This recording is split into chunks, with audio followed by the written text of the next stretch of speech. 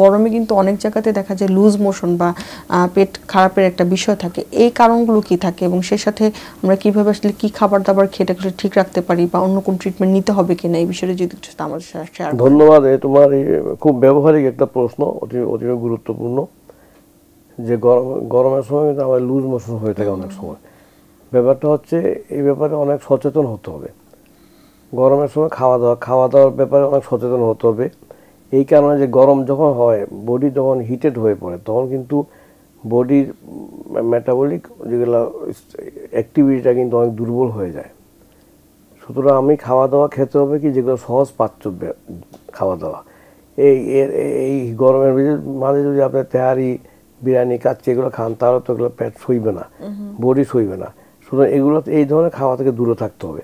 যেগুলো সহজ পাচ্য, শাকসবজি সহজে হজম হয়, এই খাওয়াগুলো খেতে হবে, নাম্বার 1। নাম্বার 2, এই হিটের গরমের সময় আপনি বাইরে যত আপনি অনেক জুস খেয়ে ফেলছেন, এই যে আখের রস, তার বাইরে পেঁপে রাখা আছে, বাইরে তরমুজ রাখা আছে, এগুলো খেয়ে ফেলছে, খেয়ে ভালো লাগতেছে, আপনার ঠান্ডা অতিরিক্ত চিনি দিয়ে শরবত, তো এগুলো কিন্তু আনহাইজেনিক। ওইটার সাথে কিন্তু অনেক জীবাণু থাকতে পারে।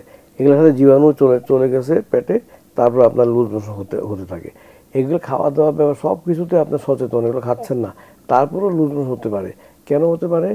গরমের কারণে যে গ্যাস্ট্রোইন্টেস্টাইনাল ট্র্যাক্টে যে ভাইরাসগুলো আছে, এগুলো আমি বারবার ভাইরাসের কথা চলে আসছে, এগুলো রিপ্লিকেট হলে গ্যাস্ট্রোএন্টারাইটিস হতে পারে।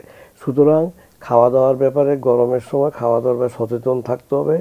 আপনার যত্র আপনার পানীয় জিনিস খাওয়া যাবে না, যত বাইরের জিনিস আনহাইজেনিক অবস্থায় রাখা জিনিস খাওয়া যাবে না, সহজপাচ্য ছাড়া কঠিন গুরুপাক খাওয়া যাবে না।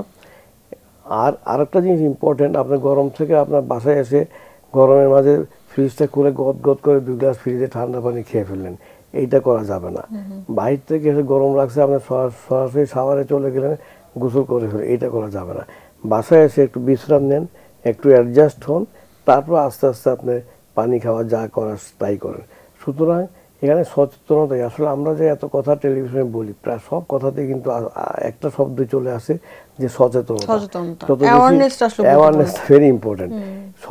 যত বেশি সচেতন হবেন, তত বেশি আপনি রোগ থেকে আপনি মুক্তি পেতে পারেন।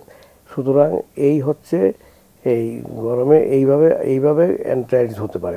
অ্যান্টারাইটিস হয়ে গেলে আপনি কি করবেন? হয়ে গেলে আপনি কি করবেন?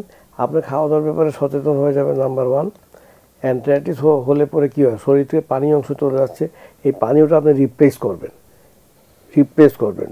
যদি প্রেশার নর্মাল থাকে, তাহলে আপনার এই স্যালাইন ওয়াটার খেয়ে, ডাবের পানি, স্যালাইন এগুলো খেয়ে রিপ্লেস করবেন। আর যদি দেখা যায় প্রেশারটা কমে গেছে, তখন আপনি ইন্ট্রাভেনাস ফ্লুইড দিবেন, তাই না? এইখানেও আবার চট করে আপনি অ্যান্টিবায়োটিক, মেট্রোনিডাজল এগুলো খাবেন না।